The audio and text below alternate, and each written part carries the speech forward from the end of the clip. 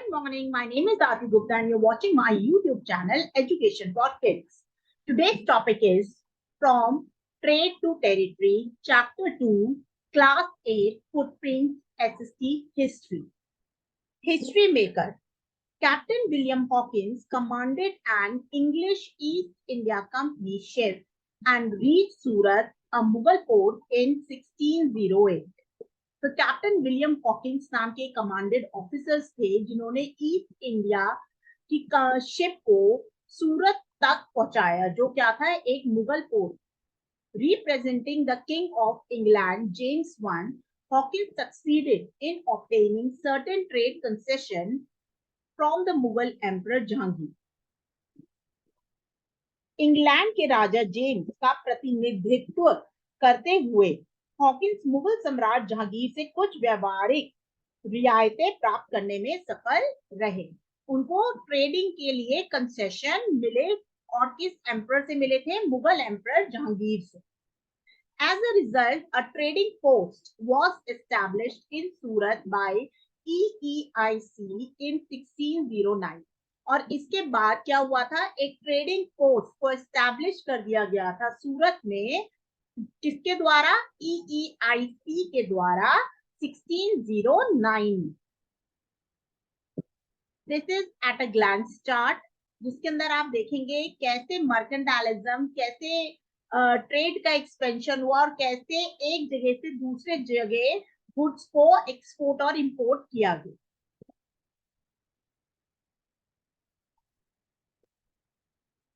In this chapter, you will unveil how English East India Company, which came as a trading company, eventually became the supreme political power in India.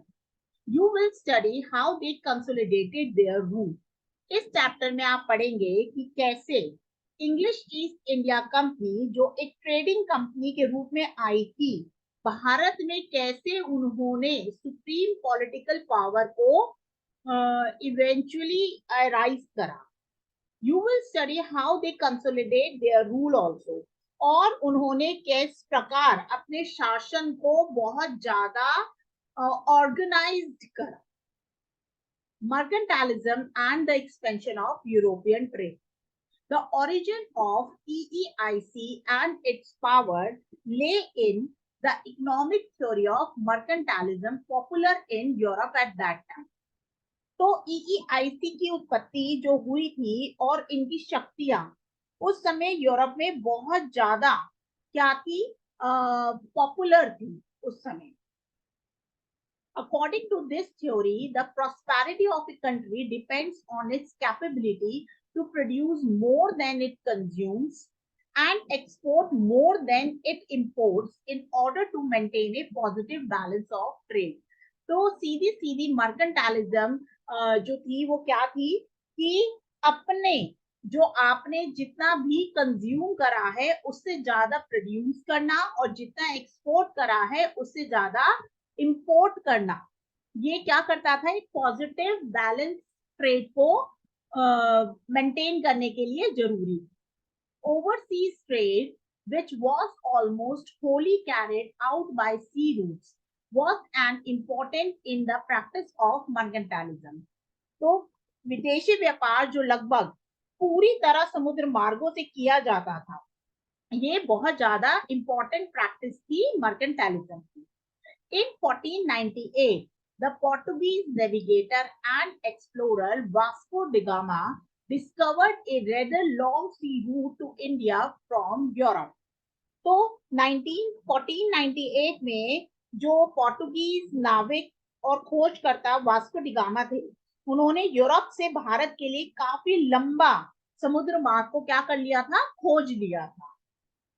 Traders who choose this route had to sail down the coast of West Africa to the tip of the South Africa and then sail up again to Calicut, modern day Kozhikode in Kerala. So क्या होता था कि जब इस मार्ग को चुन लिया गया था तो इस मार्ग को चुनने वाले व्यापारियों को जो वेस्ट अफ्रीका है उसके तट के नीचे से जो साउथ अफ्रीका है वहां तक आना पड़ता था और फिर क्या कैलिकट, जिसको हम अब आधुनिक उसमें बोलते हैं कोड, जो केरला में है, वहां तक पहुंचना पड़ता था. However, for the European traders, this route became necessary because the Ottoman Empire in Turkey and West Asia has disrupted traditionally land routes. तो क्या हुआ था कि यह मार्ग अवश्य हो गया था किसके लिए, आपके तुर्की और वेस्ट एशिया के लिए. क्यों? क्योंकि जो एशिया के जो लोग थे, वो यूरोपीय व्यापारी के लिए यह मार्ग आवश्यक क्यों हो गया था, क्योंकि तुर्की और पश्चिमी एशिया जो थे, जो तुर्की और वेस्ट एशिया है, उसमें जो भूमि मार्ग थे उसको उन्होंने क्या कर लिया था, ट्रेडिशनल लैंड्स को उन्होंने डिस्ट्रक्ट कर दिया था, रोक दिया था, बाधित कर दिया था. Following this discovery, the first Europeans to establish their trading and administrative centers in India were the Portuguese. इस खोज के बाद भारत में अपने व्यापारिक और प्रशासनिक केंद्र स्थापित करने वाली पहली यूरोपियन कौन थे, पोर्टुगीज थे भारत में. European trading companies. अब कैसे यूरोपियन ट्रेडिंग कंपनी आई, क्या करा? After the discovery of the sea route to India by Vasco da Gama, the Portuguese were followed by the Dutch. तो वास्को डी गामा द्वारा भारत के लिए समुद्री मार्ग की खोज के बाद डच ने इनका क्या करा, इनको फॉलो करा, पोर्टुगीज को फॉलो करा. French and English merchants who came to India to trade in spices and textiles. They established their trading centers in India. Let us study about their traders in details. तो जो फ्रांसी और अंग्रेजी व्यापारी कंपनियां थी, जो मसाले और व्यापार के लिए भारत आए थे, उन्होंने भारत में अपना क्या करा था, एस्टैब्लिश कर लिए थे ट्रेडिंग सेंटर्स, जिससे वो क्या करते थे, बेसिकली व्यापार करते थे. आइए इन व्यापारियों के बारे में हम विस्तार से अध्ययन करते हैं. पहला हम पढ़ने वाले हैं पोर्टुगीज के बारे में. The Portuguese were the first European traders to reach India. Portuguese first European traders थे जो कहाँ आ गए थे, इंडिया में आ गए थे. Though they landed in Calicut, their important colonial state settlement were Goa, Daman and Diu. They were only able to retain their possession in Western India. हालांकि वे कालीकट में उतरे, उनकी महत्वपूर्ण जो कॉलोनियल सेटलमेंट थी वो कहाँ थी, बेसिकली गोवा, दमन, दीव में थी, और वो केवल सिर्फ वेस्टर्न इंडिया में अपनी संपत्ति बनाए रखने में ही वो हुए थे, सक्षम हुए थे. मतलब वो सिर्फ वेस्टर्न इंडिया में ही अपने आप को एस्टैब्लिश कर पाए थे Portuguese. Goa remained with the Portuguese till 1961, after which it became a part of India. Goa जो था वो पोर्टुगीज के पास ही रहा, जिसके बाद 1961 तक, उसके बाद वो क्या बन गया, भारत का एक हिस्सा बन गया. The Dutch. By the early 17th century, the Dutch established their trading center at Surat, Ahmedabad, Boraj, Karikal, Pulikat, Balasore, Nagapattinam and Muslipatanam. तो जो 17th सेंचुरी तक डच ने सूरत में अपने व्यापार केंद्र स्थापित कर लिए, अहमदाबाद, बड़ौच, कारिकल, पुलिकट, बालासोर, नागपट्टनम और Masulipatnam. Eventually, they shifted their attention to the far east and established a colonial empire in Java and Indonesia. और उसके बाद उन्होंने कहा, आखिरकार क्या हुआ लास्ट में, कि उन्होंने अपने आपको कहाँ स्थित कर लिया, इंडोनेशिया और जावा में भी उन्होंने अपने कॉलोनियल एम्पायर को एस्टैब्लिश करा. The French East India Company, established in 1664, sought to expand its base in India. तो उन्होंने जो आपकी फ्रेंच ईस्ट इंडिया कंपनी है, उन्होंने अपने भारत में कब आए थे, वो 1664 में, और उन्होंने भारत में अपना बेस बनाया. It posed a challenge to EEIC, और इससे EEIC के लिए एक क्या बन गया था, चुनौती बन गई थी, क्योंकि वो भी एक कंपनी, ट्रेडिंग कंपनी थी, और ये भी एक ट्रेडिंग कंपनी थी. The early French settlement in India were Pondicherry, now Puducherry, Chandranagar, Mahe and Karikal. तो यहाँ पर जो फ्रेंच सेटलमेंट थी इंडिया में, वो कहाँ पे थी? पुडुचेरी में, या अब हम उसको पुडुचेरी के नाम से जानते हैं, पहले वो पौंडीचेरी थी। और आपकी कहाँ थी? चंद्रनगर में, माहे में और Karaikal. The EEIC early years, EEIC के एकदम स्टार्टिंग के years. The EEIC set up its first trading post in Surat in 1609. In 1650, Sir Thomas Roy arrived in India as the English ambassador to the court of Jahangir. He stayed till 1619 and received a royal farman which allowed the EEIC to set up more factories. Thus, apart from Surat, the English established factories are based at many other places. तो हमने यहाँ पर पढ़ा कि EEIC ने सूरत में अपना पहला क्या करा था? ट्रेडिंग पोस्ट को एस्टैब्लिश कर लिया। और 1651 में जो सर थॉमस थे, उन्होंने जहांगीर के दरबार में अंग्रेजी राजदूत मीन्स जो अंग्रेजों के राजदूत थे, एम्बेसडर थे, वो जहांगीर के कोर्ट में आए और 1619 तक रहे। उन्होंने वहां से एक शाही फरमान भी प्राप्त कर लिया जिससे EEIC को स्थापित करने की अनुमति दे दी गई थी।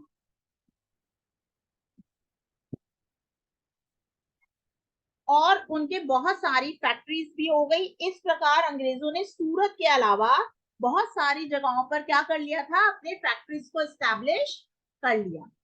Western India, Broach, modern day Bharuch and Ahmedabad. तो वेस्टर्न इंडिया में बारूच और अहमदाबाद में, साउथ इंडिया में मछलीपट्टनम में, ईस्ट इंडिया में बैंगलोर, बालासोर में, उड़ीसा में और हुगली बंगाल में।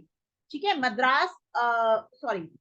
मद्रास, हाँ, और fortified operational basis in Madras, Bombay and Calicut.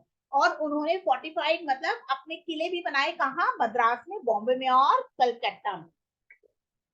Bombay a group of island was under the control of the Portuguese। और बॉम्बे जो ग्रुप ऑफ आइलैंड है वो किसने कंट्रोल कर रखा था? पोर्टुगीज ने, क्योंकि गोवा, दमन एंड दीव में सबसे पहले कौन आए थे? Portuguese. In May 1661, when the British Prince Charles II married the Portuguese princess Catherine of Braganza, he got Bombay as a Catherine's dowry from her father, King John IV of Portugal. Subsequently, the islands of Bombay were given to the EEIC on lease for a sum of $10 per annum. So what happened कि बम्बई द्वीप एक समूह था, पुर्तगाली के under था, control में था। तो मई 1661 में जब ब्रिटिश राजकुमार चार्ल्स द्वितीय ने बरगेंजा की पुर्तगाली राजकुमारी कैथरीन से शादी करी थी, तो उनके पिता पुर्तगाल के राजा जॉन फोर्थ ने कैथरीन को दहेज के रूप में बॉम्बे दिया। इसके बाद बॉम्बे के द्वीपों को प्रति वर्ष EIC को लीज पर दे दिया गया, डॉलर या यूरो 10 पर एनम पर। द स्ट्रगल फॉर पावर, सत्ता के लिए कैसे अब संघर्ष किया गया। The establishment of the trading company by various European powers in India resulted in the fierce competition and rivalry. All of them wanted to earn maximum profit and attain a monopoly over trade. However, this was possible only when they were able to eliminate other rival companies, have control over the political power of countries with which they had trade relations. तो भारत में जो European शक्ति थी, उसके द्वारा बहुत सारे प्रतिस्पर्धा मतलब लाइक लड़ाइयां, कंपटीशन और राइवलरी स्टार्ट हो गई। और जितने भी थे ज्यादा से ज्यादा क्या कमाना चाहते थे? प्रॉफिट कमाना चाहते थे और मोनोपोली ट्रेड करना चाहते थे। इसके लिए उनको क्या जरूरी था कि अपने जो राइवलरी कंपनीज हैं उसको खत्म कर दिया जाए, तो और दूसरा जिन देशों के साथ वो व्यापार कर रहे हैं उनके साथ बहुत अच्छे पॉलिटिकल पावर्स को एस्टैब्लिश करा जाए ताकि उनका व्यापार में कोई प्रॉब्लम ना आए। Thus, a struggle for great colonial possession started. इस तरह बहुत ज्यादा आपका कॉलोनियल पोजीशन स्टार्ट हो गया। By 18th century, the British and the French arose as the two major powers. तो 18th सेंचुरी तक आते आते ब्रिटिश और फ्रेंच एक दो मेजर पावर बन गई. The Portuguese lost their monopoly over Indian trade while the Dutch were defeated and turned towards the spice trade in the Indonesia island. तो पोर्टुगीज ने क्या करा, पोर्टुगीज का जो ट्रेडिंग का वो था मोनोपोली, वो इंडिया ट्रेड पे लॉस्ट हो गया और डच भी क्या हो गए थे, हार गए थे. और उन्होंने अपना ट्रेड कहां पे स्टार्ट कर दिया, इंडोनेशिया आइलैंड में. Throughout the 17th and 18th century, England and France, traditional rivals in Europe, fought several wars in India whenever their political and economic ambitions clashed. तो क्या होता था 17 और 18 सेंचुरी के टाइम में इंग्लैंड और फ्रांस और यूरोप में बहुत ज्यादा लड़ाइयां होती थी, जब उनके राजनीतिक महत्वाकांक्षाओं में और आर्थिक चीजों में क्या होता था, क्लैश चालू हो जाता था. Finally, by the middle of the 18th century, the English were victorious, having outdaced the other European power from the Indian trade market. फिर क्या होता था, 18th सेंचुरी के मध्य तक आते आते अंग्रेजों ने विजय हुए और उन्होंने यूरोपीय शक्तियों को भारतीय बाजार के बाहर कर दिया. तो जो बेसिकली कहा जाए इधर, तो 18th सेंचुरी तक आते आते east India English company established हो गई थी और इन्होंने जो और यूरोपियन पावर्स थी उनको इंडियन मार्केट से बाहर कर दिया था. अब I the Carnatic war. The Carnatic War fought between 1746 and 1763 manifested the diplomatic and military struggle between the French East India Company and the EEIC. अब कर्नाटिक वॉर कब लड़ी गई, 1746 और 1763 के बीच में, जब फ्रांसीसी ईस्ट इंडिया कंपनी और EEIC के बीच क्या हुआ था, एक राजनीय और सैन्य संघर्ष हुआ. The coastal Carnatic region, a dependency of Hyderabad, became the battleground of this struggle. तटीय क्षेत्र जो हैदराबाद का था उसकी निर्भरता के लिए ये लड़ाई लड़ी गई थी. The first Carnatic War 1746 से 48 तक हुई थी. The first Carnatic War had its origin in Europe when a war broke out in 1742 between England and France. तो ये लड़ाई कब लड़ी गई थी, यूरोप में 1742 में इंग्लैंड और फ्रांस के बीच में. When the British supported by the Nawab of Carnatic captured some French ships and the French captured Fort Saint George. तो यहाँ पर क्या हुआ था कि लड़ी गई थी जब कुछ फ्रांसीसी जहाजों पर कब्जा कर लिया था, तो तब ये लड़ाइयां लड़नी शुरू हुई थी. The Treaty of Aix-la-Chapelle ended the first Carnatic War. तो क्या हुआ था कि एक्स-ला-चैपल की संधि में प्रथम कर्नाटक युद्ध को समाप्त कर दिया गया था. The French got the Louisbourg region in North America while the English got back Madras. तो इसमें क्या हुआ था, जो फ्रेंच थी उसको लॉइसबर्ग का क्षेत्र मिला था जो अमेरिका में था, जबकि अंग्रेजों को मद्रास वापस मिल गया था. The second Carnatic War 1449 से 54 तक हुई. With the death of the ruler of the Carnatic and Hyderabad, a war succession broke out. The British and the French sided with opposite groups. In the Carnatic, the two contenders were Canada Sahib and supported by the French and Muhammad Ali supported by the British. In Hyderabad, the British supported Nazir Jung while the French sided with Muzaffar Jung. तो दूसरा Karnataka war जब हुआ था तो शासकों की मृत्यु के साथ कर्नाटक और हैदराबाद उत्तराधिकारियों में युद्ध छिड़ गया था. ब्रिटिश और फ्रांसीसी विपरीत समूह के साथ हो गए थे, मतलब ब्रिटिश दूसरे समूह के साथ हो गए थे और फ्रेंच दूसरे ग्रुप के साथ हो गए थे. तो यहाँ पर क्या हुआ, कर्नाटक में दो दावेदार हुए, एक तो चांदा साहेब जिनको फ्रेंच ने सपोर्ट करा था और मोहम्मद अली जिनको ब्रिटिश ने सपोर्ट करा. हैदराबाद में अंग्रेजों ने नाजीर जंग को सपोर्ट किया जबकि फ्रांसीसियों ने मुजफ्फर जंग का साइड लिया. Initially in 1749, the French succeeded in placing their supporters in both of these kingdoms. In 1751, however, the British troops under Robert Clive captured Arcot, Tamil Nadu. Clive's success led to additional victories for the British and their alliances.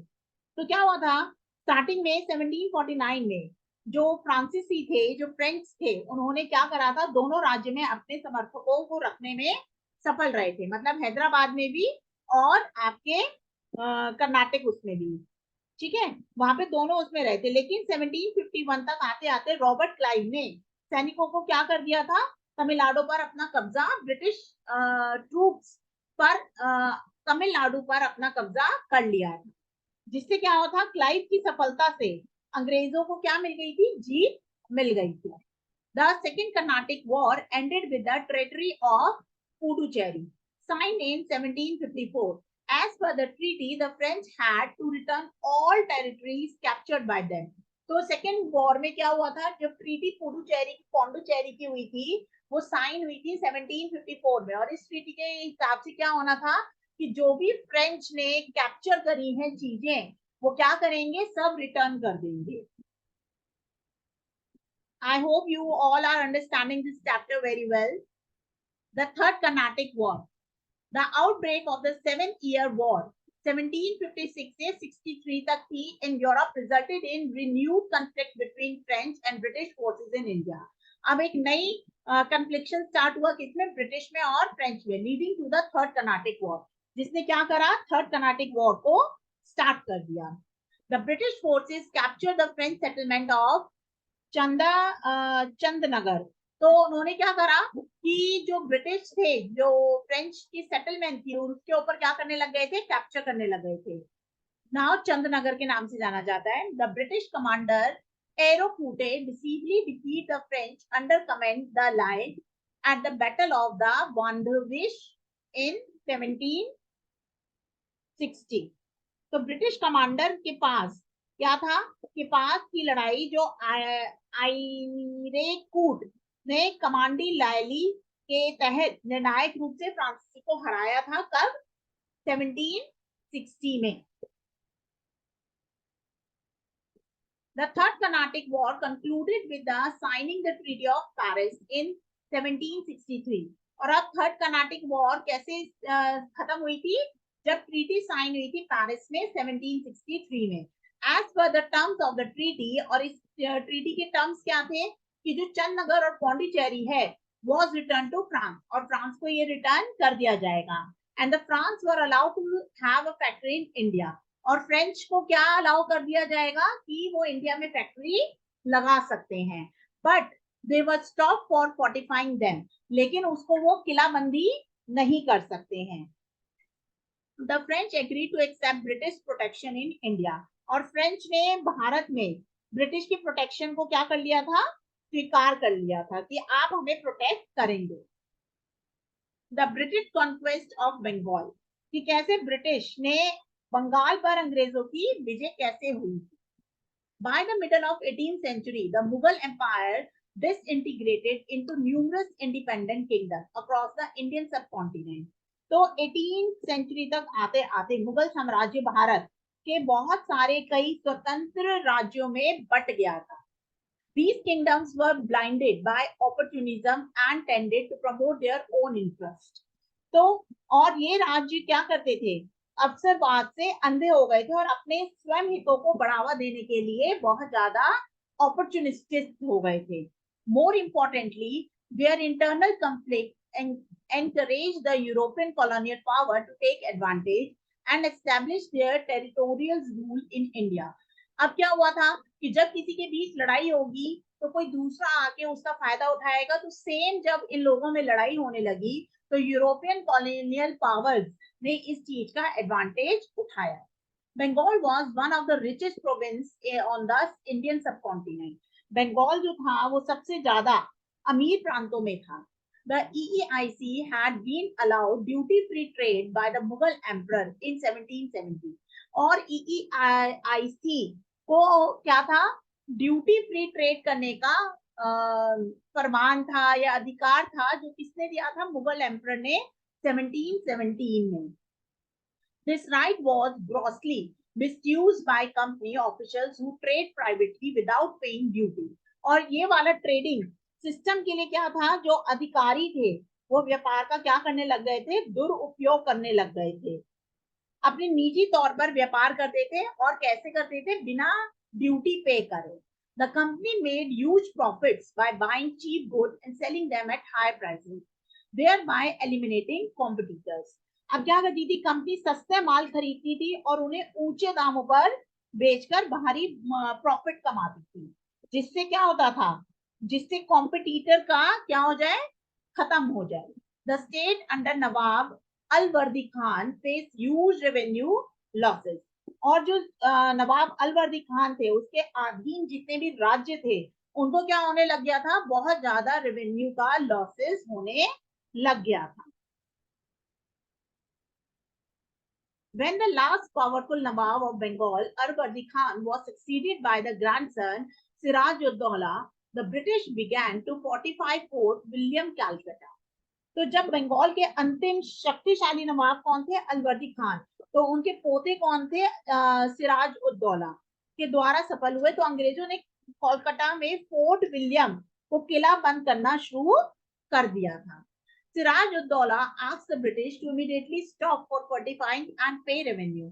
तो सिराज उद दौला ने British को क्या कहा कि आप किलाबंदी मत करो और जितना भी है रेवेन्यू उसको पे करो।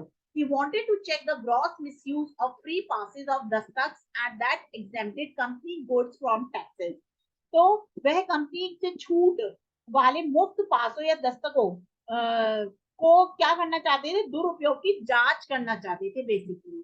He refused to give further trade concession and privilege to EEIC, which it had been demanding।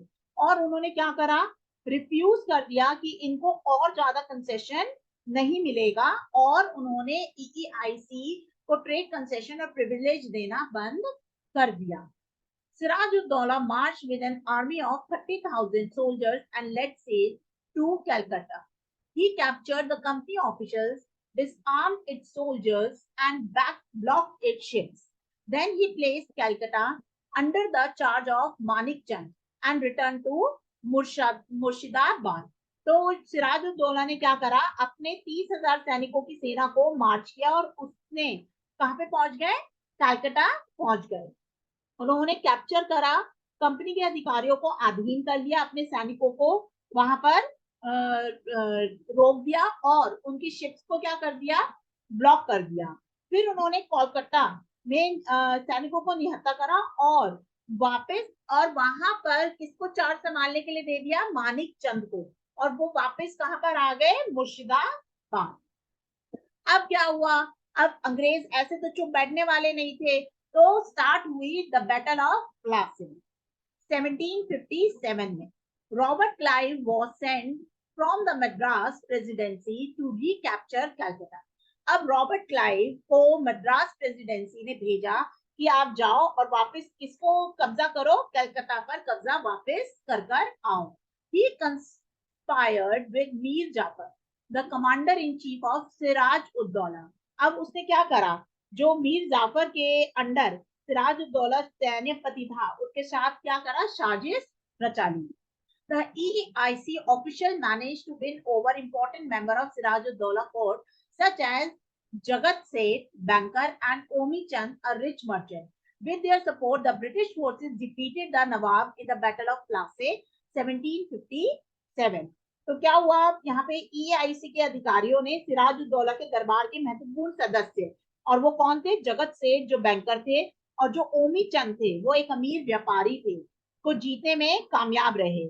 ठीक है, उनको घूस दी या उनके साथ साजिश करी, जिससे उनके साथ क्या मिले, वो उनकी सपोर्ट के कारण क्या हुआ, ब्रिटिश सेना ने बैटल ऑफ प्लासी में नवाब को हरा दिया। The following were the result of the Battle of Plassey। अब क्या हुआ, रिजल्ट क्या हुआ बैटल ऑफ प्लासी का, सिराज-उद-दौला was captured and killed। सिराज-उद-दौला को भैया पकड़ लिया गया और मार भी डाला गया। As the EIC official had promised, Mir Jafar became the puppet Nawab of Bengal। तो EIC ने मीर जाफर को क्या बोला था कि आप हमको हमारी मदद करो तो हम आपको बंगाल नवाब ऑफ बंगाल बना देंगे। लेकिन वो क्या था, मीर जाफर एक कठपुतली था, किसका, आपका EEIC कंपनी का। He granted them the zamindari of 24 districts of Bengal। All of the French settlement in Bengal were also surrendered to the English. The rich resources of Bengal made them financially stable to further their political designs. तो अब क्या हुआ कि उन्होंने बंगाल के 24 जिलों की जिम्मेदारी भी दे दी। बंगाल के सभी फ्रांसीसी बस्तियां जो थी उन्होंने इंग्लिश अंग्रेजों के हवाले कर दी। बंगाल के जो स्मिथ संसाधन थे, जो रिच रिसोर्स थे बंगाल के, आर्थिक रूप से क्या कर दिए गए, मजबूत कर दिए गए। और अपने राजनीतिक डिजाइन को आगे बढ़ाने के लिए वो लोग फर्दर पॉलिटिकल डिजाइन करने लगे। With a victory, the EEIC exercised real power in Bengal. अब विक्ट्री के बाद क्या हुआ, इस जीत के साथ EIC ने बंगाल में वास्तविक शक्ति का क्या करा, एस्टैब्लिश करा। They monopolized trade in Bengal and gradually outdistanced the French and Dutch. अब क्या हुआ, उन्होंने जो इंग्लिश ईस्ट इंडिया कंपनी थी उन्होंने क्या करा, मोनोपोली ट्रेड करना स्टार्ट कर दिया बंगाल में, और धीरे धीरे फ्रेंच और डच को क्या कर दिया, वहां से बाहर निकाल दिया।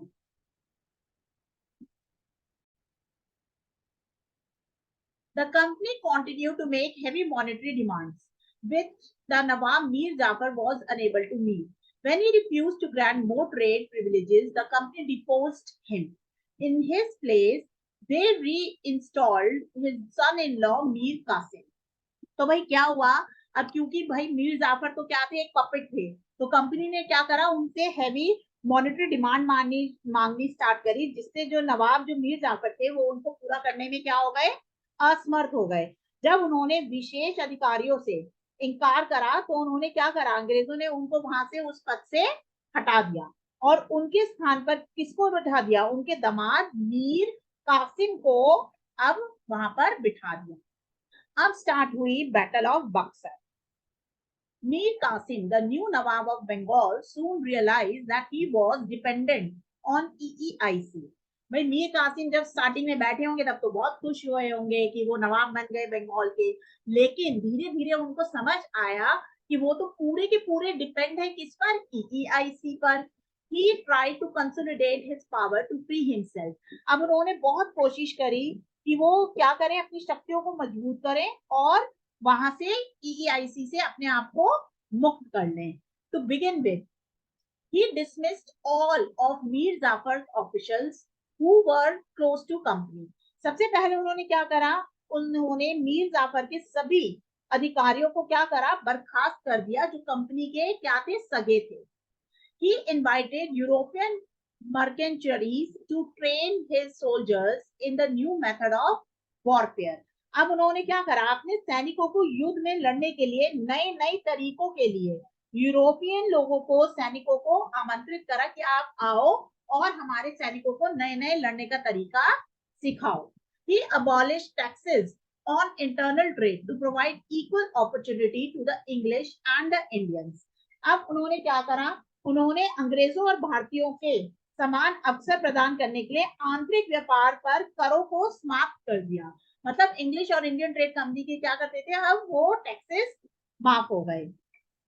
He also tried to check the misuse of trade privileges of the British. तो उन्होंने क्या करा, उन्होंने अंग्रेजों के व्यापार जो दुरुपयोग करते थे उनके ऊपर भी क्या करा, विशेष अधिकार लगाए।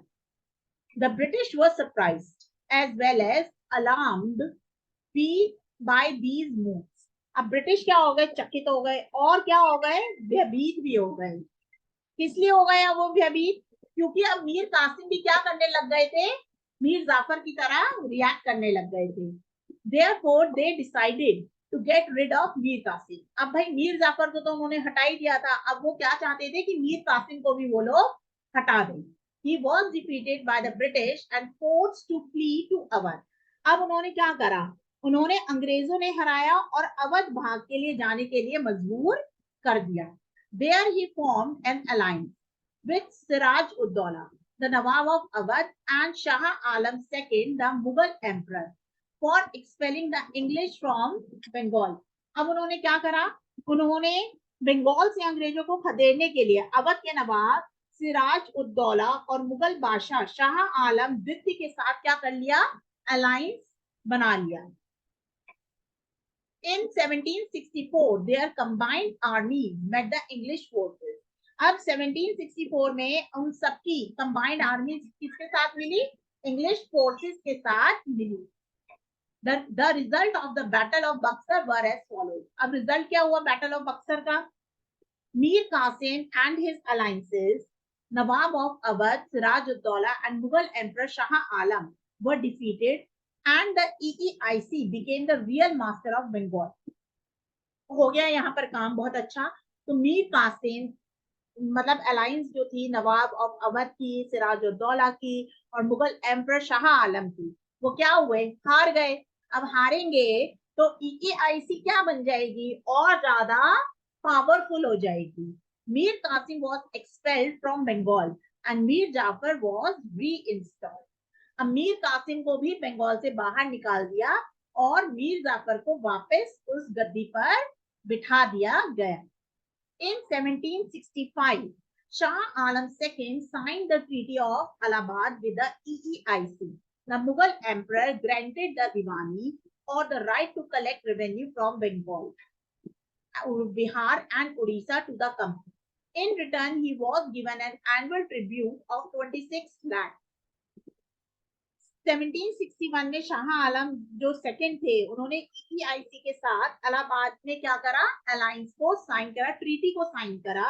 और इसमें क्या था? मुगल सम्राट ने कंपनी को दीवानी मतलब यहाँ पर बंगाल, बिहार, उड़ीसा से जितना भी रेवेन्यू इकट्ठा होता था प्रदान किया। इसके बाद इसके बदले में उन्होंने 26 लाख प्रति वर्ष उनको देने के लिए साइन किया।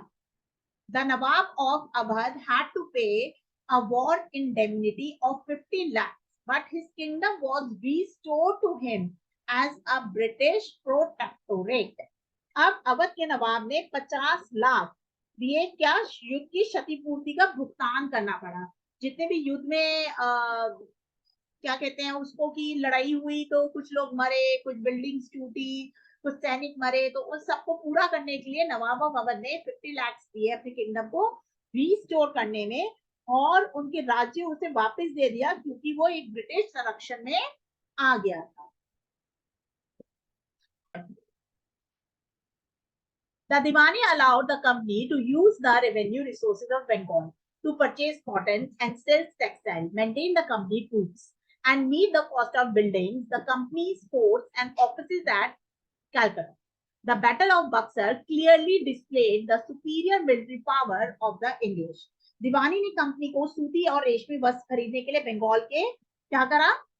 बंगाल में उन लोगों ने रेवेन्यू रिसोर्सेस को उपयोग करने की अनुमति दे दी। कंपनी ने सैनिकों को बनाए रखने के लिए और कलकत्ता की कंपनियों में किले और कार्यालयों के निर्माण की लागत को पूरा करने के लिए बक्सर की लड़ाई ने स्पष्ट रूप से क्या कर दिया था? डिस्प्ले कर दिया था कि सुपीरियर मिलिट्री पावर किसके पास रहेगी? इंग्लिश के पास रहेगी। डुअल एडमिनिस्ट्रेशन, दोहरा प्रशासन।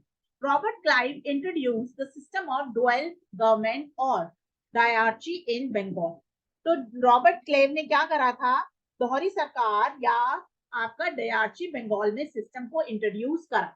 अब इस सिस्टम के अकॉर्डिंग क्या होना था? The Nawab had powers of military and criminal jurisdiction, while the company exercised control over revenue. नवाब के पास क्या होना चाहिए था? मिलिट्री और क्रिमिनल जस्टिस के अधिकार थे, जबकि कंपनी के पास क्या था? रेवेन्यू को कंट्रोल करने की पावर थी। The company had all powers but no responsibility. Company के पास सारी पावर थी लेकिन रिस्पॉन्सिबिलिटी नहीं। While the Nawab had all the responsibility but no administrative powers or resources. लेकिन यहाँ पर उल्टा क्या था? नवाब के पास रिस्पॉन्सिबिलिटी तो थी लेकिन कोई भी एडमिनिस्ट्रेटिव पावर या रिसोर्सेज नहीं थी। Under this system, Bengal suffered tremendously. Finally, Warren Hastings ended the dual government in 1772 and brought Bengal under the direct control of the company administration. अब क्या हुआ कि इस सिस्टम को बंगाल बहुत ज्यादा सफर हुआ। इसको खत्म करा किसने? वॉरेन हेस्टिंग ने 1772 में ये खत्म कर दिया गया और कंपनी को क्या कर दिया गया? एक ही कंट्रोल के अंडर, डायरेक्ट कंट्रोल के अंदर कर दिया गया। का एक्सपेंशन ऑफ ब्रिटिश एम्पायर। अब कैसे ब्रिटिश एम्पायर का एक्सपेंशन हुआ? Expansion of the British empire, कि कैसे ब्रिटिश एम्पायर का एक्सपेंशन हुआ। Having achieved control over Bengal, the EEIC embarked upon a policy of territorial expansion in India through wars and alliances. अब जब उन्होंने बंगाल पे कंट्रोल कर लिया तो उन्होंने क्या करी, पॉलिसी टेरिटोरियल एक्सपेंशन की करनी इंडिया में स्टार्ट कर दी। किसके थ्रू? वॉर के थ्रू और अलायंसेस के through. Annexation through subsidiary alliance.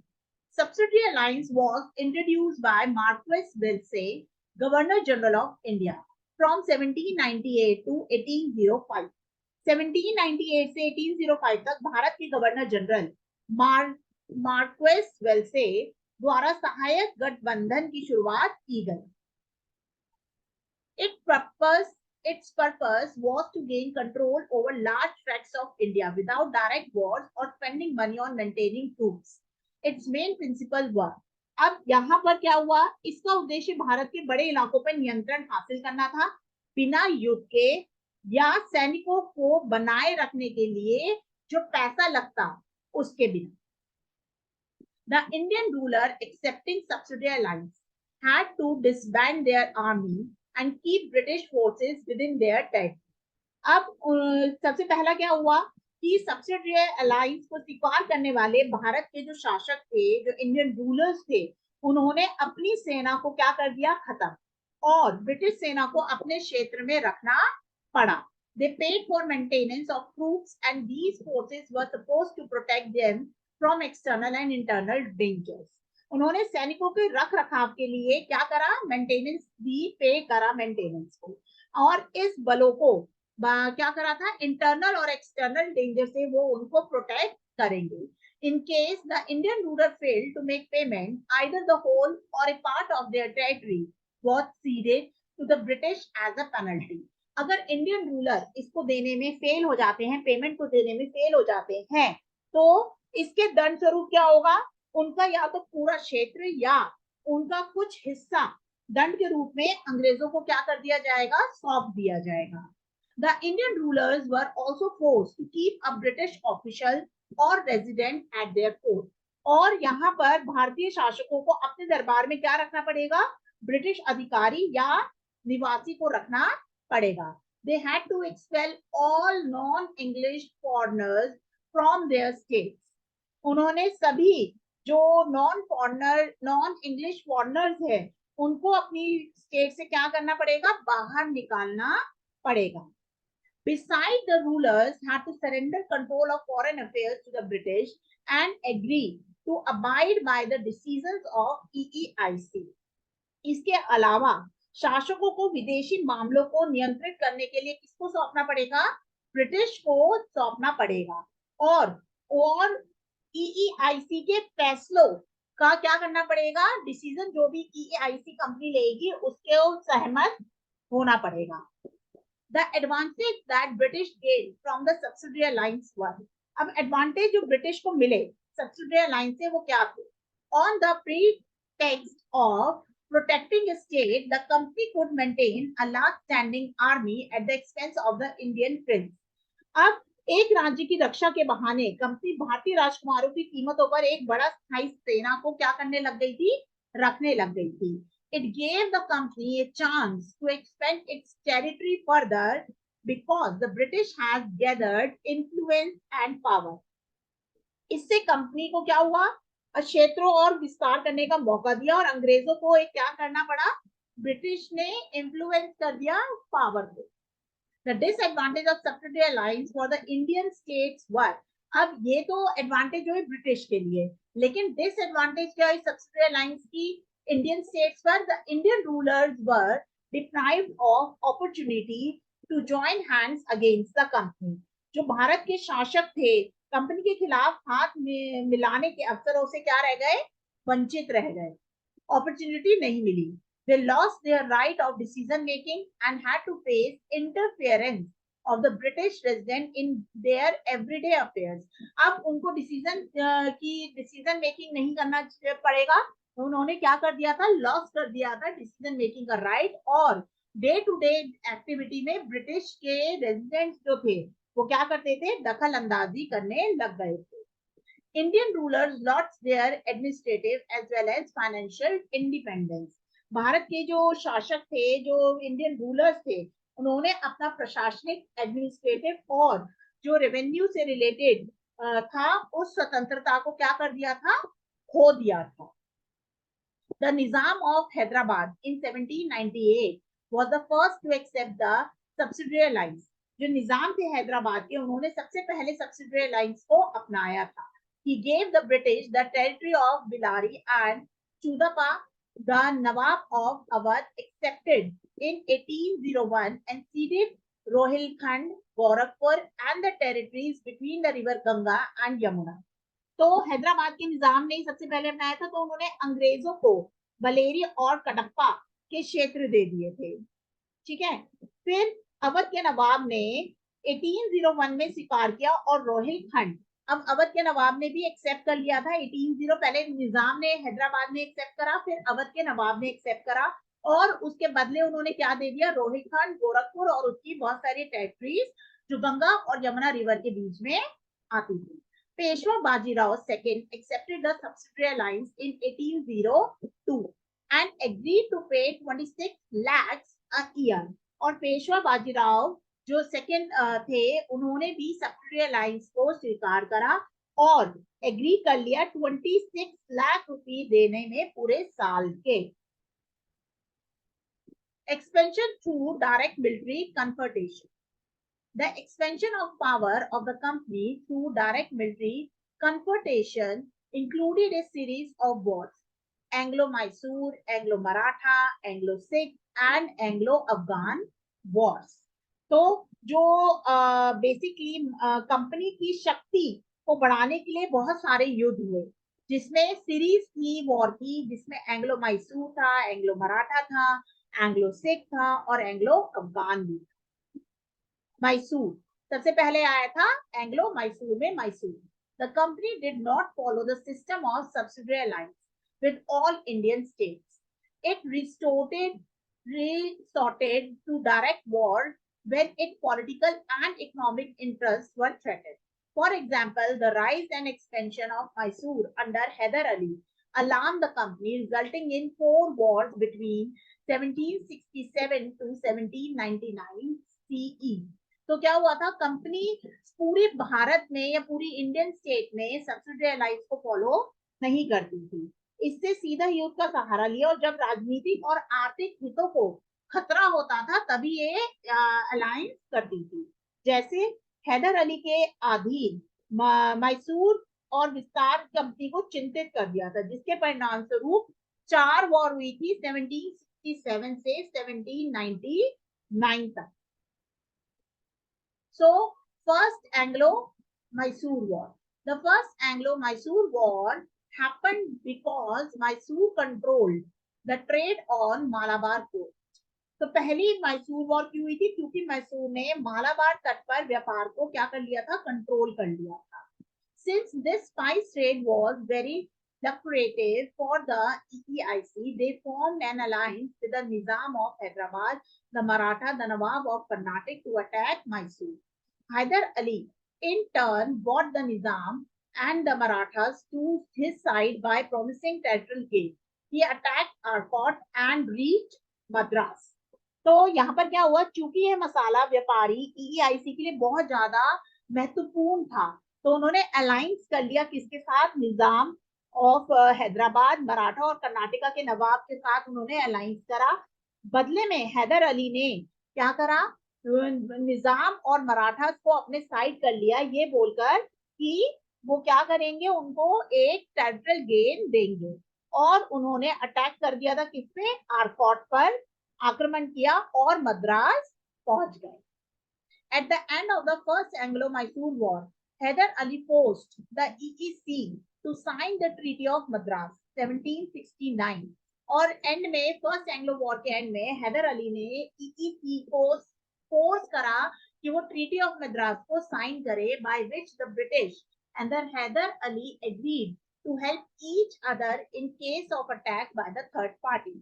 और इस ट्रीटी में क्या था कि वो ब्रिटिश और हैदर अली एक दूसरे की मदद करेंगे अगर क्या हो जाता है, एक दोनों पर कहीं से अटैक होता है थर्ड पार्टी के द्वारा। The Second Anglo-Mysore War. The British violated the Treaty of 1769 and did not help Hyder when the Marathas attacked Mysore in 1771.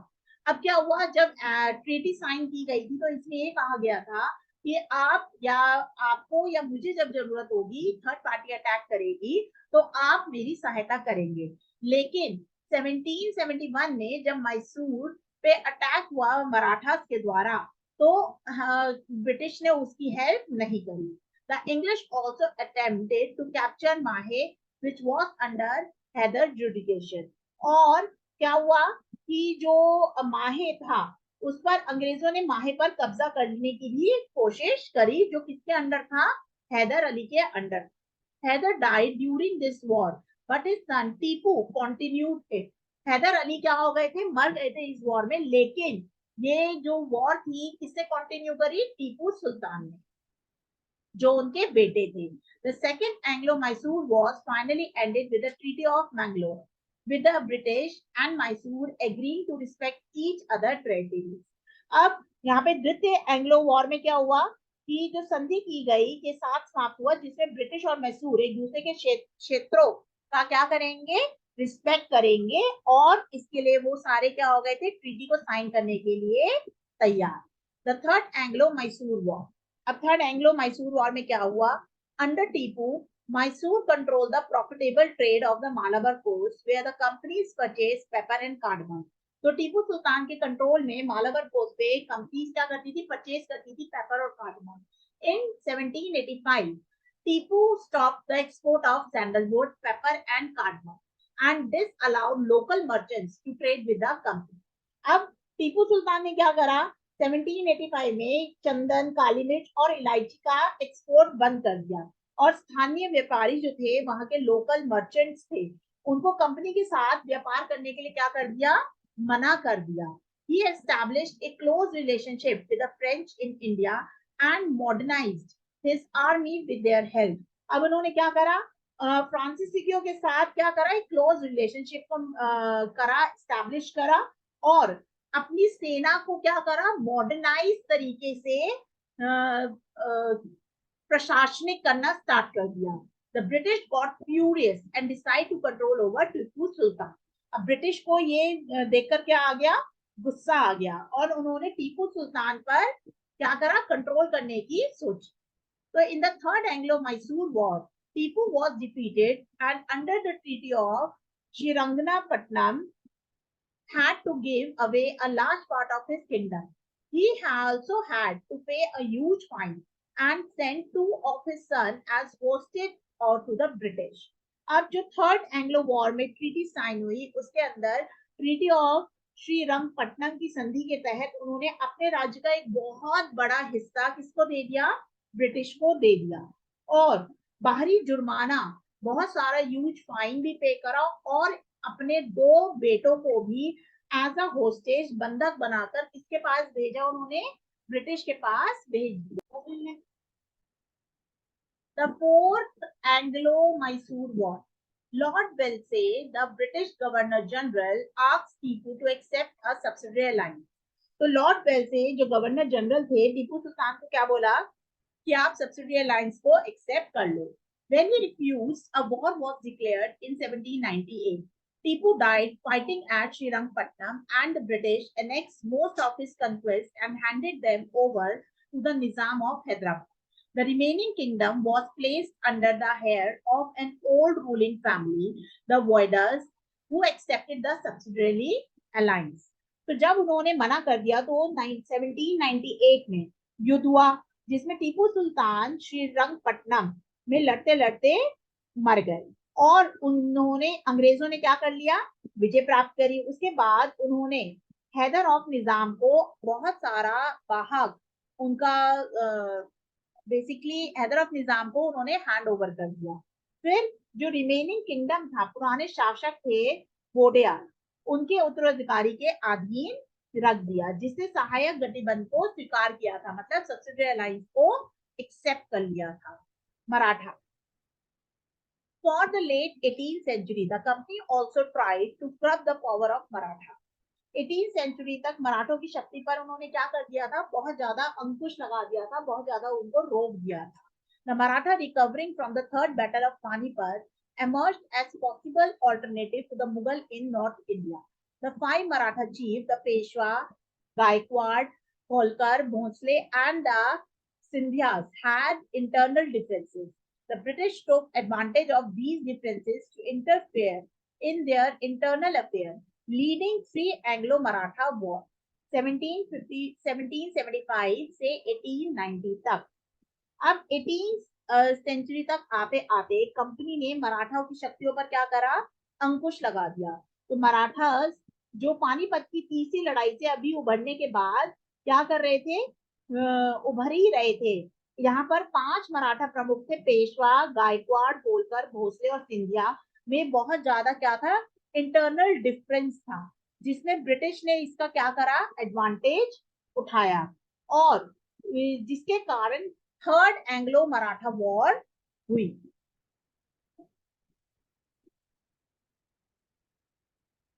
The first Anglo-Maratha War. After the death of the fifth Peshwa, his uncle Raghunath Roy wanted to ascend the throne. अब क्या हुआ भाई कि जो पांचवें पेशवा की मृत्यु के बाद उनके चाचा थे, वो क्या चाहते थे, रघुनाथ रॉय, कि वो सिंहासन पर बैठे. In order to do this, he joined hands with English. ये करने के लिए उन्होंने क्या करा, अंग्रेजों से अपना हाथ मिला लिया. This was opposed by the Maratha. Consequently, a war took place, ending with the Treaty of Salabai. They mutually disputed each other's territory. Raghunath Roy was installed as Peshwa. तो ऐसा करने के लिए उन्होंने क्या करा, अंग्रेजों से अपने हाथ मिला लिए. इसका मराठों ने विरोध करा कि आप ऐसे मत करो, लेकिन नतीजा क्या हुआ कि एक युद्ध हुआ जो सालाभाई की क्या थी, ट्रीटी ऑफ सालाभाई. यहाँ पर क्या हुआ, उन्होंने एक म्यूचुअल अंडरस्टैंडिंग करी कि दूसरे के क्षेत्र में पुनर्स्थापित करे. रघुनाथ राव को पेशवा के रूप में स्थापित किया गया. फिर यहाँ पे रघुनाथ राव को ही पेशवा के रूप में बना दिया गया था. The second Anglo-Maratha War. Peshwa Baji Rao, second, the son of Raghunath Roy, lived under the shadow of his father. He was hated by the Marathas chief and regarded a traitor. In the Battle of Poona, October 1802, he was defeated by the Yashwant Rai Holkar, the Maratha ruler of Indore. Peshwa Bajirao second Raghunath Roy के पुत्र थे. वो अपने पिता की छाया में ही रहे थे, लेकिन उन्हें मराठा प्रमुखों से नफरत थी और उनको क्या माना जाता था, एक देशद्रोही माना जाता था. फिर जब पुणे की लड़ाई हुई अक्टूबर 1800 में, तो वह इंदौर में मराठा शासक यशवंत राय होलकर से क्या गए थे, हार गए थे. The Peshwa fled to the British for protection and signed the Treaty of Versailles. He ceded territories for the maintenance of the subsidiary force and agreed to cooperate with no other power. अब पेशवा सुरक्षा के लिए अंग्रेजों के पास भाग गए और basin की संधि करी. ट्रीटी क्या करी, बेसिन. अब उसके एक सहायक था, उसने रख रखाव के लिए क्षेत्र उनको सौंप दिया और किसी अन्य शक्ति के साथ सहयोग करने की अनुमति उन्होंने नहीं दी कि आप दूसरों के साथ अब पावर को कॉर्पोरेट नहीं करोगे. The Scindia and the Bhonsle were also defeated by the British. अब सिंधिया और जो भोसले थे वो भी अंग्रेजों से क्या थे, हार गए थे. In 1803, Raghoji Bhosle II of Nagpur and Daulat Rao Sindhya of Gwalior signed a treaty with the British.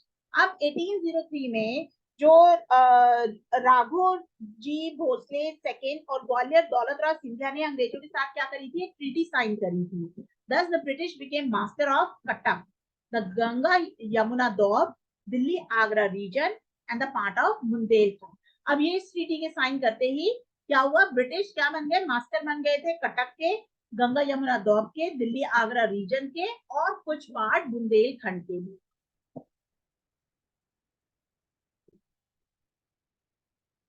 The third Anglo-Maratha War. In It started in 1870 with the invasion of Maratha territory of British rule. The stated purpose of this attack was to take action against King Pindari, a band of robbers from the central India. इसकी शुरुआत 1817 में British सैनिक द्वारा मराठा क्षेत्र पर आक्रमण के साथ हुई थी। ठीक है, इस हमले का घोषित उद्देश्य क्या था? मध्य भारत के लुटेरों को एक गिरोह पिंडारियों के खिलाफ कार्रवाई करने के लिए। The Peshwa, supported by the Bhosle and Holkar rules, rose up against the British. A series of defeats broke up the Marathas empire and ended Maratha independence.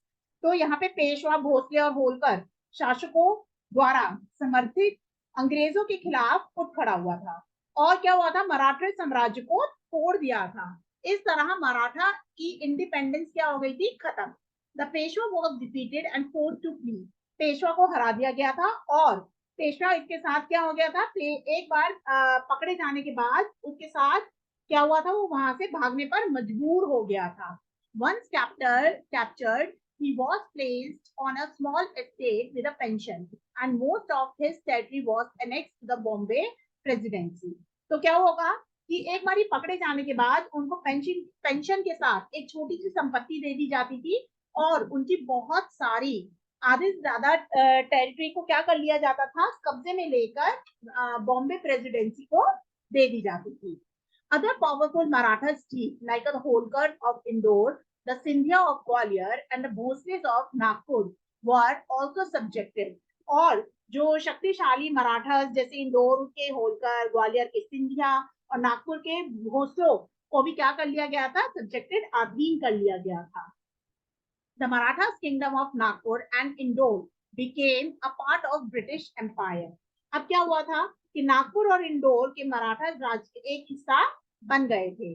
After the end of the third Maratha Anglo War और Anglo war के बाद, third Anglo Maratha war के बाद Anglo Maratha war, Maratha power ended and company control the entire area south of Vindhya. और क्या हुआ कि company ने क्या करा? पूरे एंटायर विंध्या के उसको क्या कर लिया? अपने अधीन कर लिया।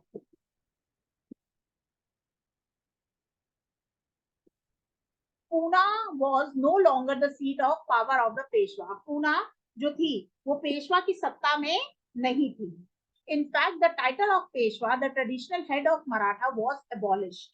अब जो टाइटल था मराठों का पेशवा की उपाधि को भी क्या कर दिया गया? खत्म कर दिया गया। Peshwa Bajirao territories were annexed to the British empire. और पेशवा बाजीराव के टेरिटरीज भी किसके अंडर आ गई? ब्रिटिश के under. The other Maratha chief had to sign the subsidiary alliance treaty. और जो उसके अलावा मराठा चीफ थे उनको भी क्या करना पड़ा? सब्सिडरी अलायंस को मानना पड़ा। The Anglo-Sikh War. The death of Maharaja Ranjit Singh of Punjab 1839 was followed by a period of instability of which the British took advantage. अब जब डेथ हुई महाराजा रंजीत सिंह जो पंजाब के थे तो ब्रिटिश ने क्या करा? उनके मृत्यु का फायदा उठाया। The first Anglo-Sikh War broke out when the Sikh army tried to cross the Satluj to occupy Lahore. The British defeated them. तो फर्स्ट एंग्लो वॉर कब हुई? जब सिख आर्मी ने कोशिश करी या क्रॉस करी सतलुज को ताकि वो ऑक्यूपाई कर पाए कौन सी एरिया को? लाहौर के। लेकिन ब्रिटिश ने उनको क्या कर दिया? हरा दिया। The treaty of Lahore was sign.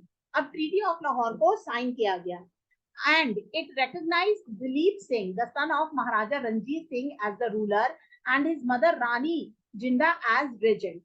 तो क्या किया गया? इसमें महाराजा रंजीत सिंह के पुत्र दिलीप सिंह को शासक के रूप में और उनकी मां जो रानी जिंद थी उनको रेजेंट के रूप में मान्यता दी गई। The Sikh had to pay a huge war indemnity and gave away part of their territory. When the British accused Rani Jinda of anti-British activities and removed her from power, the entire Sikh state revolted. Lord Dalhousie declared war on Sikhs. In 1849, they were defeated and the British annexed Punjab. अब क्या हुआ? सिखों को भारी युद्ध का हर्जाना देना पड़ा और अपने प्रदेश का कुछ भाग भी देना पड़ा। जब अंग्रेजों ने रानी जिंद पर ब्रिटिश एंटी ब्रिटिश एक्टिविटी का आरोप लगाया और उन्हें उनकी पावर से हटा दिया तो एंटायर सिख ने क्या करा? उनका विरोध करा और लॉर्ड डलहौजी ने सिखों के विरोध की युद्ध की घोषणा कर दी। अब 1849 में वे हार गए और अंग्रेजों ने पंजाब पर अपना कब्जा कर लिया। Sindh and Afghanistan. In 1809, a treaty was signed with the Amir rulers of Sindh. तो एक ट्रीटी साइन हुई अमीर रूलर कहाँ पे, सिंध के,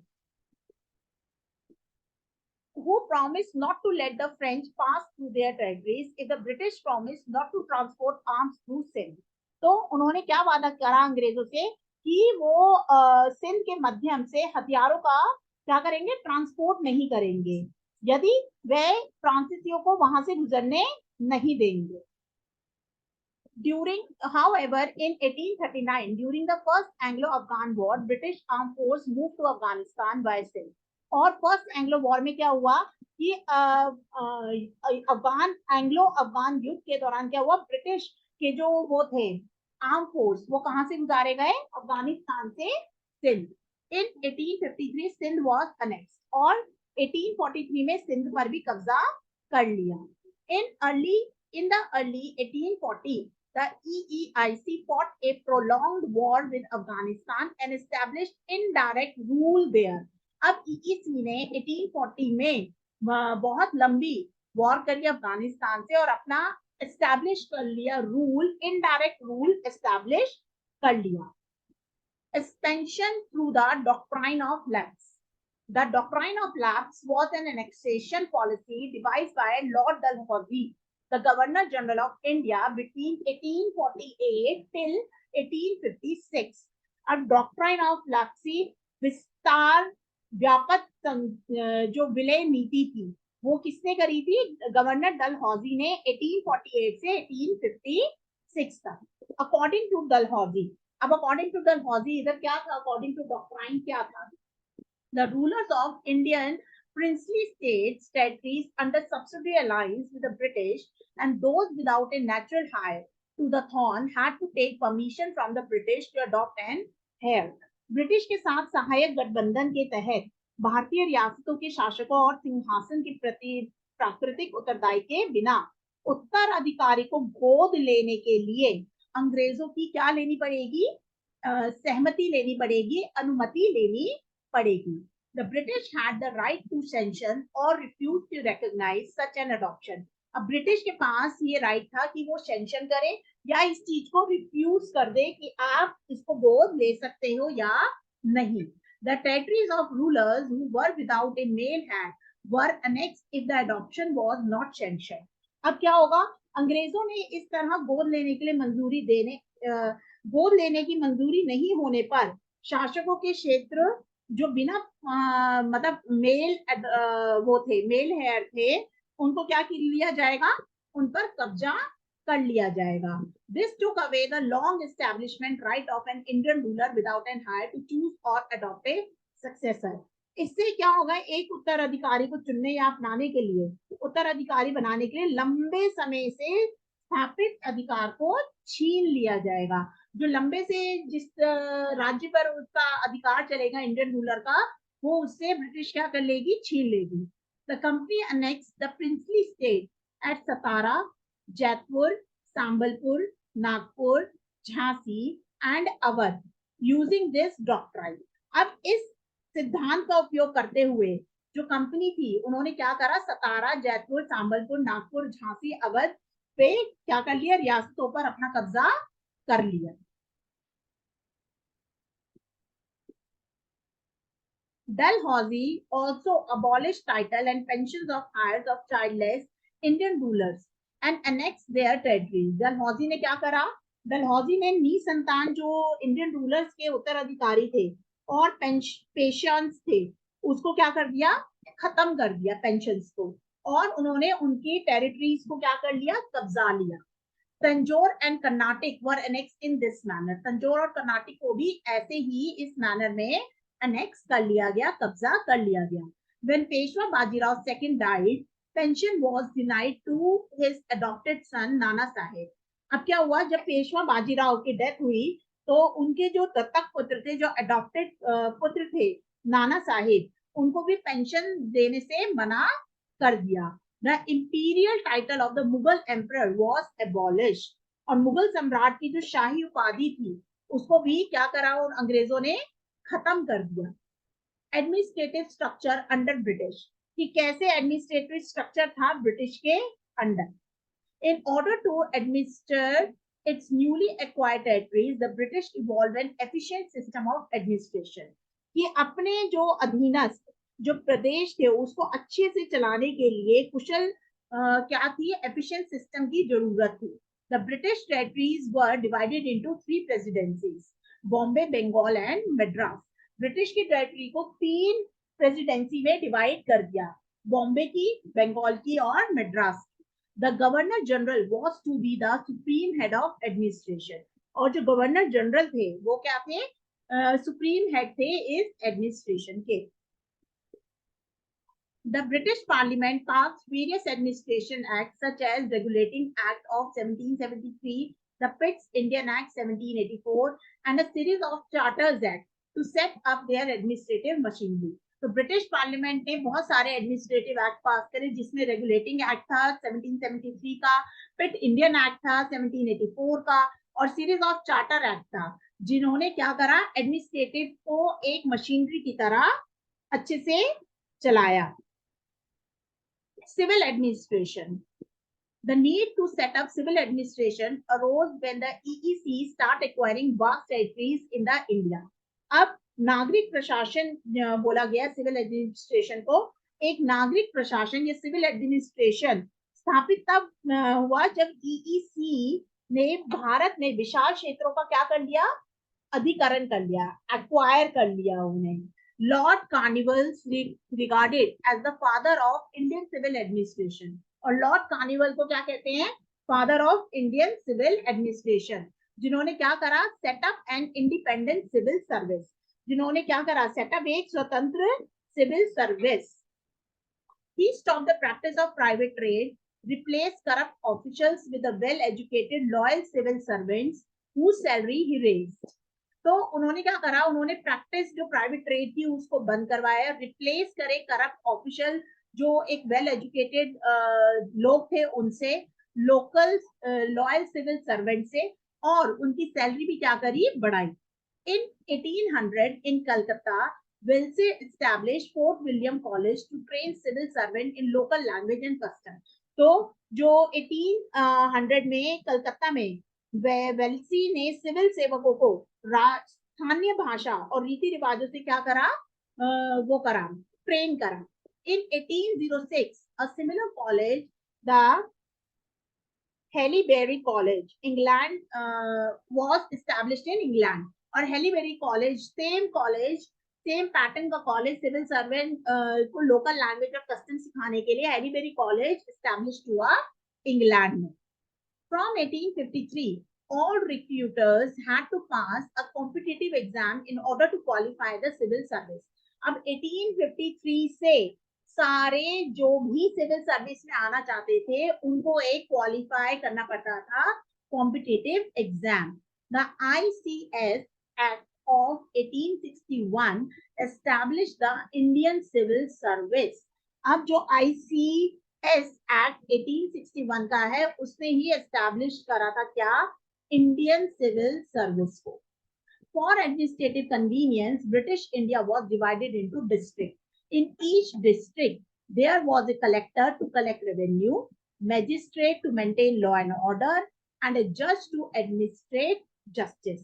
अब क्या हुआ कि हर एक जगह प्रॉपर एडमिनिस्ट्रेटिव चलाने के लिए ब्रिटिश ने इंडिया को डिवाइड कर दिया डिस्ट्रिक्ट में, और हर एक डिस्ट्रिक्ट के पास क्या होता था, कलेक्टर जो रेवेन्यू को कलेक्ट करता था, मैजिस्ट्रेट होता था जो लॉ एंड ऑर्डर को मेंटेन करता था, और जज होता था जो एडमिनिस्ट्रेटिव जस्टिस करता था। In 1863, Satyendra Tagore, the elder brother of Rabindranath Tagore, became the first Indian to successfully qualify the ICS exam. तो क्या हुआ, 1863 में रविंद्रनाथ टैगोर के जो बड़े भाई थे सत्येंद्रनाथ टैगोर, वो फर्स्ट इंडियन थे जिन्होंने क्या करा था, ICS एग्जाम में क्वालिफाई करा था। The judicial system, Prior to British rule, the administration of justice was based on traditional system of law. British के पहले जो एडमिनिस्ट्रेटिव जस्टिस था वो क्या था, ट्रेडिशनल सिस्टम था लॉ का. In the case of Hindu the shastra and in the case of the Muslim Shariat was the base of justice. और क्या था, मतलब हिंदुओं के लिए शास्त्र और मुसलमानों के लिए शरीयत न्याय का आधार था. Warren Hastings and Cornwallis took steps to set up a new judicial structure. Warren Hastings और कॉर्नवालिस ने स्टेप लिया कि न्यू जुडिशियल स्ट्रक्चर को एस्टैब्लिश किया जाए. By 1772, each district was to have two courts, a civil court presided over by EEIC collectors and a criminal court in the hand of Qazi and Mufti who work under the collectors.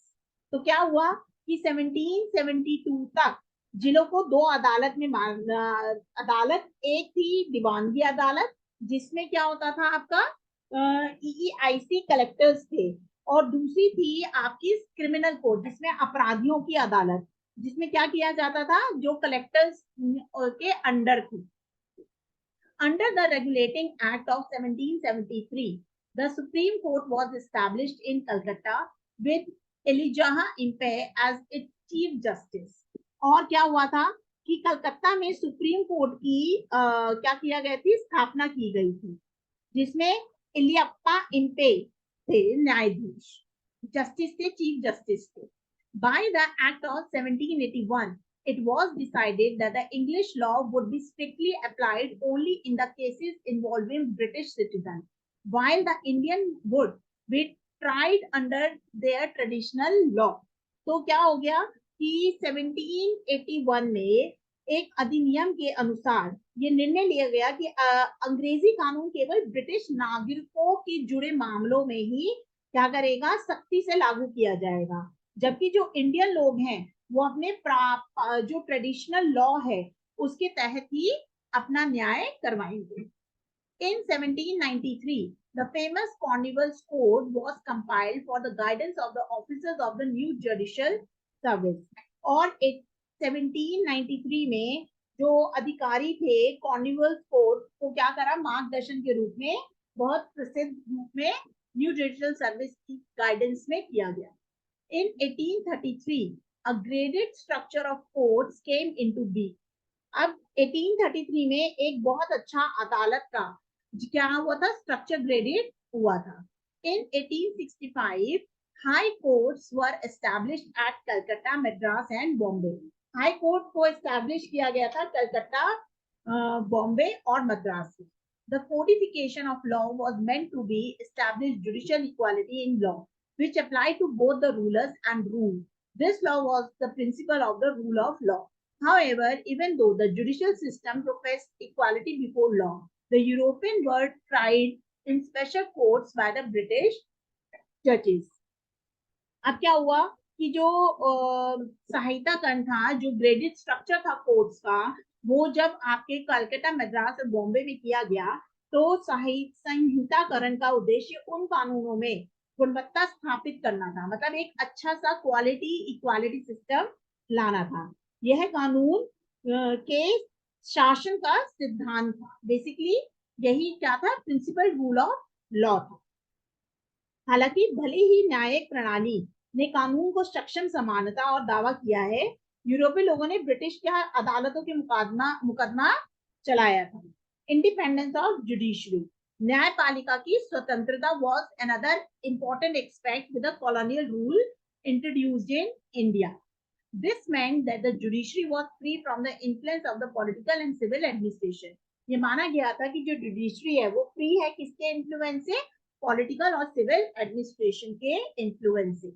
The army, most of the company army consisted of Indian soldiers or sepoys, while its officers were exclusively British. अब बहुत सारी company की army consist करती थी क्या, Indian soldier जिसको sepoys कहते थे, और लेकिन उनके ऑफिसर्स क्या थे, एक्सक्लूसिवली ब्रिटिश थे.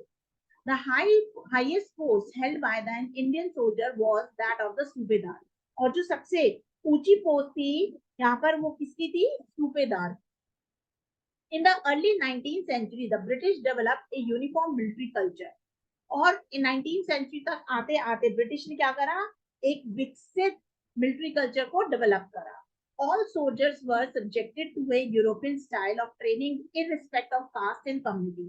जितने भी सोल्जर्स थे उनको यूरोपियन स्टाइल में ट्रेनिंग दी गई, इरिस्पेक्टिव उनके कास्ट और कम्युनिटी को ना देखते हुए.